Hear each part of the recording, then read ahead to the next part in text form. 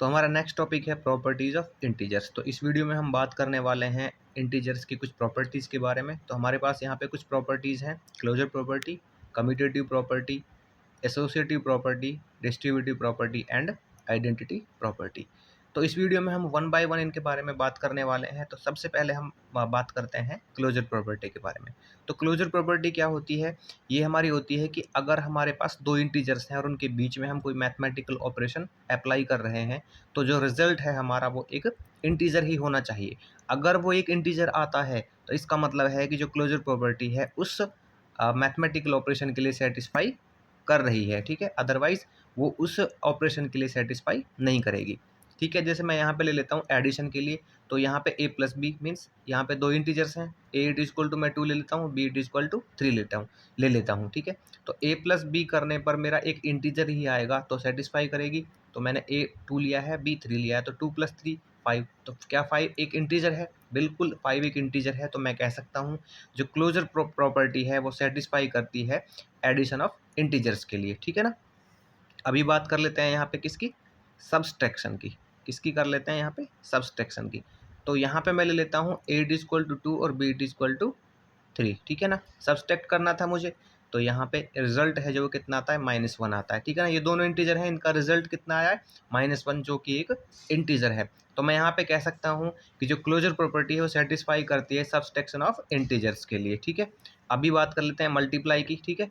तो यहाँ पे मुझे मिल रहा है a मल्टीप्लाई बी मीन्स मैं कर सकता हूँ यहाँ पे 2 मल्टीप्लाई 3, तो रिजल्ट मेरा क्या आया है? एक इंटीजर आया है। तो मैं कह सकता हूँ कि जो क्लोजर प्रॉपर्टी है वो सेटिस्फाई करती है किसके लिए?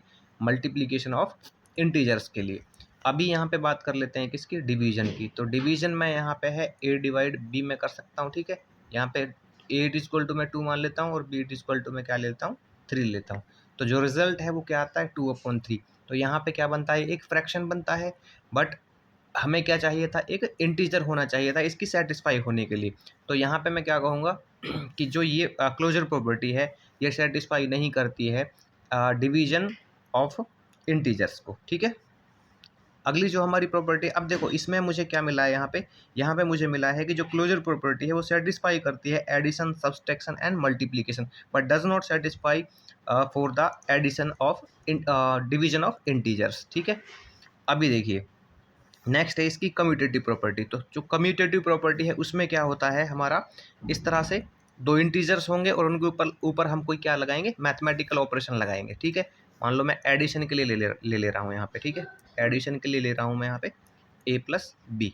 तो इसमें क्या करेंगे? हम इनका जो है ऑर्डर चेंज कर देंगे, और जब हम ऑर्डर चेंज करेंगे, ठीक है, तो जितना यहाँ पे रिजल्ट आया है उतना ही ऑर्डर चेंज करने पर रिजल्ट आना चाहिए। अगर ये कंडीशन होती है कोई भी मैथमेटिकल ऑपरेशन लगाने पे, तो इसका मतलब है कि जो वो प्रॉपर्टी है वो अंडर सेटिस्फाई करती है अंडर कम्यूटेटिव, ठीक है ना। तो यहाँ पे अब देखिए मान लीजिए मैं यहाँ पे रखता हूँ क्या? एडिशन के लिए 2 रखता हूँ a और b में रखता हूँ 3, ठीक है। तो यहाँ पे मुझे क्या मिला? ये मिल गया मुझे 5। अभी इसी तरह से अगर मैं इनके प्लेस चेंज कर देता हूँ, ठीक है ना, b इट इक्वल टू 3 रख लेता हूँ और a इट इक्वल टू क्या रख लेता हूँ? 2 रख लेता हूँ। तो यहाँ पे मुझे मिलता है 5, मीन्स ये दोनों इक्वल आ रहे हैं, ठीक है ना। तो a प्लस बी और b प्लस ए, तो ऑर्डर चेंज करने पर, ठीक है, और मैथमेटिकल ऑपरेशन ये एडिशन करने पर मुझे जो रिजल्ट है वो क्या मिल रहा है? सेम मिल रहा है। तो मैं कह सकता हूँ कि जो कम्यूटेटिव प्रॉपर्टी है वो सेटिस्फाई करती है एडिशन ऑफ इंटीजर्स को, ठीक है। अभी यहाँ पे लगा लेता हूँ मैं किसका? सब्सट्रैक्शन का। तो सब्सट्रैक्शन, तो यहाँ पे मैं लगाऊंगा इसको a माइनस बी, ठीक है ना। यहाँ पे ऑर्डर चेंज कर देंगे b माइनस ए, तो ये 2 माइनस 3, ए की जगह मैं 2 रख लूँगा, b की जगह मैं 3 रख लूँगा, और यहाँ पे 3 माइनस 2। तो यहाँ पे मुझे कितना मिल रहा है? यहाँ पे 1 में -1 मिल रहा है, और यहाँ पे मिल रहा है मुझे कितना? 1 मिल रहा है। तो दोनों ही कंडीशन में ये हमारे क्या हैं? अलग अलग हैं, बट होना क्या चाहिए था? ये क्या होने चाहिए थे? इक्वल होने चाहिए थे, तब जो हमारी कम्यूटेटिव प्रॉपर्टी है इसके लिए सेटिस्फाई नहीं करती। तो इसका मतलब क्या है कि जो कम्यूटेटिव प्रॉपर्टी है वो सेटिस्फाई नहीं करती है सब्सट्रैक्शन ऑफ इंटीजर्स के लिए। नेक्स्ट लेता हूँ मैं क्या? मल्टीप्लिकेशन के लिए। तो मल्टीप्लिकेशन के लिए मेरे पास होगा a मल्टीप्लाई b। अभी हम प्लेस चेंज कर देते हैं, ठीक है ना, इनका ऑर्डर चेंज कर देते हैं, तो b मल्टीप्लाई a। तो इसको मैं ऐसे रख लूँगा a is equal to 2, b is equal to 3। तो अभी मैं रख लेता हूँ b इज इक्वल टू 3, ठीक है ना। इसको अभी लास्ट में था, अभी इसको स्टार्ट में रख लेते हैं। तो 3 इंटू 2, तो इसका रिजल्ट है वो कितना है 6 और इसका कितना है 6। तो इसका क्या मतलब है कि जो कम्यूटेटिव प्रॉपर्टी है हमारी वो सेटिस्फाई करती है मल्टीप्लिकेशन ऑफ इंटीजर्स में, ठीक है ना। तो नेक्स्ट है हमारा डिवीजन, ठीक है। तो डिवीजन के लिए क्या होगा, यहाँ पे a डिवाइड बाई बी और ये b divide by a।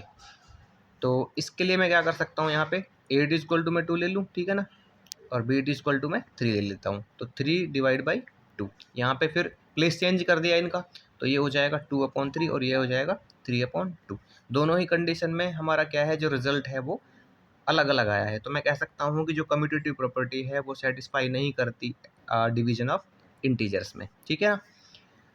Next है इसकी प्रॉपर्टी। अब देखिए यहाँ से मुझे क्या मिला, यहाँ से मुझे मिला कि जो कम्यूटेटिव प्रॉपर्टी है वो सेटिस्फाई करती है for addition and multiplication only. तो सब्सट्रैक्शन और डिवीजन के लिए वो सेटिस्फाई नहीं करती है। नेक्स्ट है इसकी कौन सी, एसोसिएटिव प्रॉपर्टी, ठीक है, एसोसिएटिव प्रॉपर्टी। ये जो प्रॉपर्टी है हमारी मोर देन 2 इंटीजर्स के ऊपर वर्क करती है, कुछ इस तरह से A multiply A plus B plus सी, और यहाँ पे भी मेरे पास ए प्लस बी प्लस सी। इसमें हम क्या करते हैं, इसमें हम ग्रुपिंग करते हैं नंबर्स की। पहले हम फर्स्ट किन्हीं 2 की करते हैं और उसके बाद फिर किन्हीं 2 नंबर्स की ग्रुपिंग करते हैं, ठीक है ना।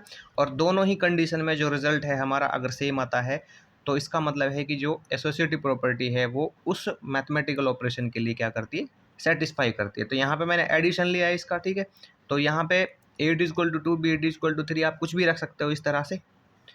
तो यहाँ पे मैं रख लूँगा इसको 2 + 3 + 4, ठीक है। इधर भी 2 प्लस, ऐसे कर लेते हैं इसको 2 + 3 + 4। तो यहाँ पे ग्रुपिंग कर देते हैं, अभी इधर कर देते हैं, ठीक है ना, लास्ट 2 नंबर्स की, और यहाँ पे स्टार्ट के 2 नंबर्स की कर देते हैं।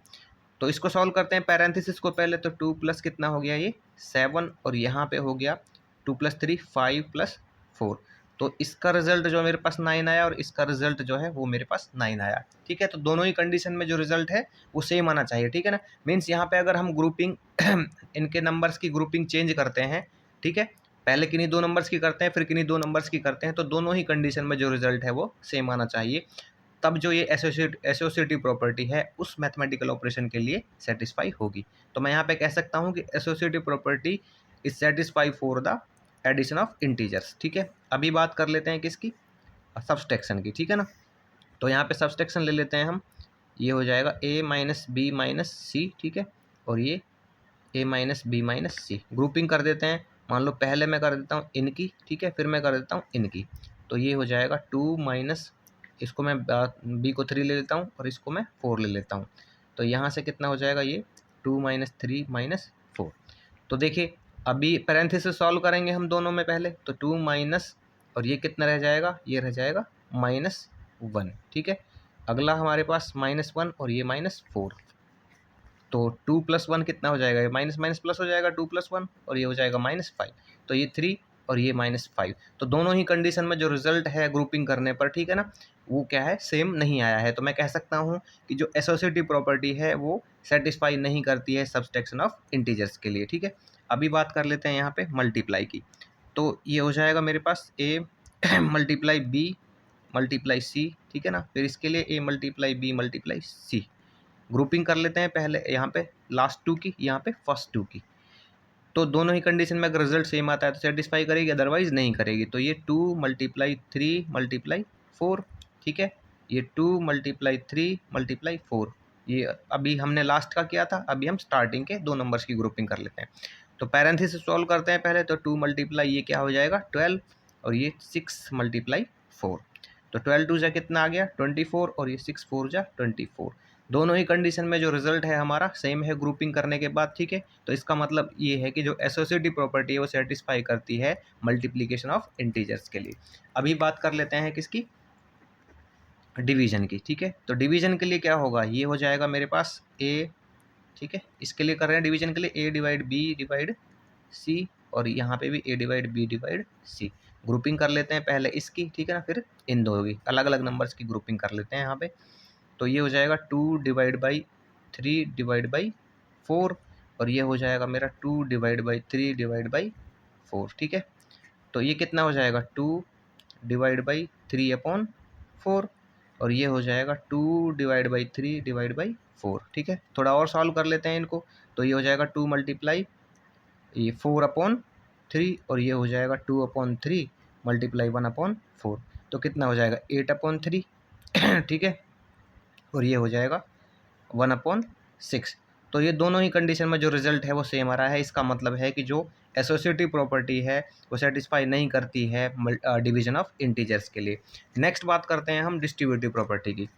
तो यहाँ पे है मेरे पास डिस्ट्रीब्यूटिव प्रॉपर्टी। ठीक है, तो जो डिस्ट्रीब्यूटिव प्रॉपर्टी है वो वर्क करती है हमारा किसके लिए, ये करती है multiplication of integers over addition and multiplication of integers over subtraction. तो यहाँ पे देख लेते हैं फर्स्ट में हम इस तरह से ए, इस तरह से ले लेते हैं इसको ए मल्टीप्लाई बी प्लस सी। ठीक है ना, इस तरह से मोर देन 2 इंटीजर्स वर्क करेगा ये। और इसको हम डिस्ट्रीब्यूट कर देते हैं कुछ इस तरह से ए, कि हमारा ए जो है वो पैरेंथेसिस में बी प्लस सी है। अब मैं इसको डिस्ट्रीब्यूट कर देता हूँ ए इंटू बी प्लस ए इंटू सी। ठीक है, इस तरह से। तो अभी इसका हम इंटीजर्स रख लेते हैं यहाँ पे। तो ए की जगह मैं 2 रख लेता हूँ, 2 मल्टीप्लाई बी की जगह 3 रख लेता हूँ और सी की जगह मैं 4 रख लेता हूँ। ठीक है, यहाँ पे तो यहाँ पे 2 मल्टीप्लाई 3। ठीक है ना, ए इंटू बी होना था 2 मल्टीप्लाई 3 और ये हो जाएगा मेरा 2 मल्टीप्लाई 4। ठीक है, तो दोनों ही कंडीशन में अगर जो रिजल्ट है वो सेम आता है, ठीक है ना, इसको कॉमा ऐसे पुट कर लेते हैं। अगर दोनों ही कंडीशन में जो रिजल्ट है वो सेम आता है तो इसका मतलब है कि जो ये प्रॉपर्टी है इसके लिए सेटिस्फाई करती है multiplication of integers over addition. ठीक है, तो ये देख लेते हैं यहाँ पे क्या हो जाएगा। यहाँ पे पैरेंथेसिस सॉल्व करेंगे तो 2 मल्टीप्लाई 7। ठीक है, और ये कितना हो जाएगा 6 प्लस के 8 तो ये 14 और ये 14। तो दोनों ही कंडीशन में जो रिजल्ट है वो सेम आया है। ठीक है ना, डिस्ट्रीब्यूट करने के बाद जो रिजल्ट है वो सेम आया है। तो यहाँ पे मैं कह सकता हूँ कि जो डिस्ट्रीब्यूटिव प्रॉपर्टी है, ठीक है ना, वो वर्क करती है मल्टीप्लिकेशन ओवर एडिशन के लिए। अभी यहाँ पे ले लेते हैं हम किसको, मल्टीप्लिकेशन ओवर सब्सट्रैक्शन के लिए। ठीक है ना, तो ए मल्टीप्लाई बी माइनस सी। ठीक है, और यहाँ पे हो जाएगा ये A multiply B minus A multiply C.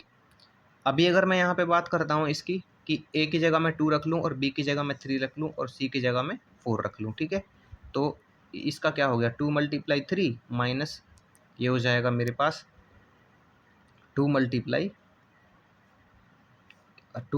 3 हो गया और माइनस 2 मल्टीप्लाई 4 हो गया। ठीक है, तो यहाँ पे ये ग्रुपिंग बन रही है हमारे पास। ठीक है, तो इसका क्या हो जाएगा 2 मल्टीप्लाई ये हो जाएगा -1 इट इक्वल टू 2 3 6 और ये हो जाएगा -8। तो यहाँ पे -2 आया है और यहाँ पे -2 आया है। ठीक है ना, तो यहाँ पे इक्वल आ रहा है तो इसका मतलब क्या है कि ये इसके लिए सेटिस्फाई करती है। ठीक है ना, अभी हम कुछ और रख के देख लेते हैं एक बार इसमें। ठीक है ना, अभी एडिशन हमने क्या रखा था, पॉजिटिव इंटीजर्स ही रखे थे। एक बार हम नेगेटिव इंटीजर्स रख के देख लेते हैं इस वाले में। तो यहाँ पे मुझे क्या मिल रहा है, मान लो ए इट इक्वल टू क्या होगा -2। ठीक है, और बी इट इक्वल टू होगा -3 और सी इट इक्वल टू क्या हो जाएगा -4 हो जाएगा। तो माइनस माइनस ये हो जाएगा प्लस। ठीक है, अभी देख लेते हैं यहाँ से। तो ये हो जाएगा -2 और मल्टीप्लाई बी हो जाएगा, बी कितना है -3 है। ठीक है, और ये माइनस इसका हो जाएगा मेरे पास -2।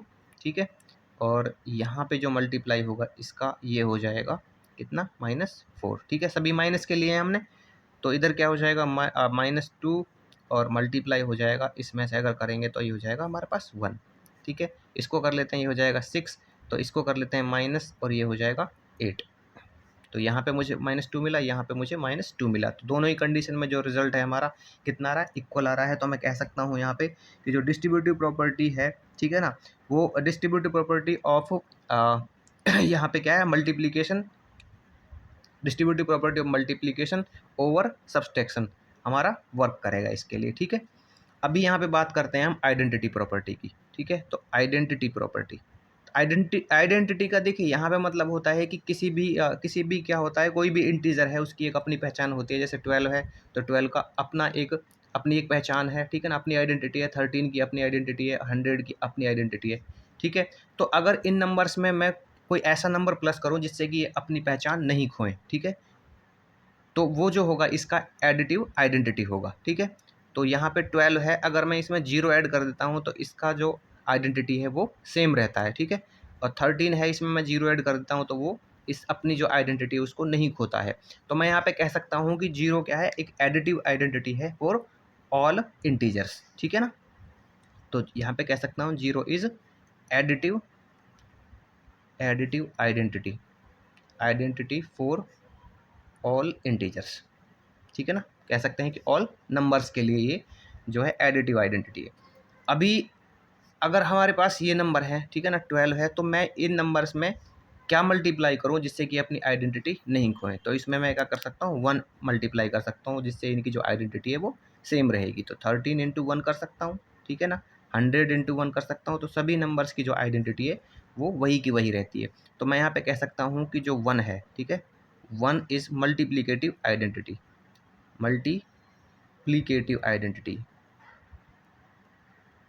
ठीक है।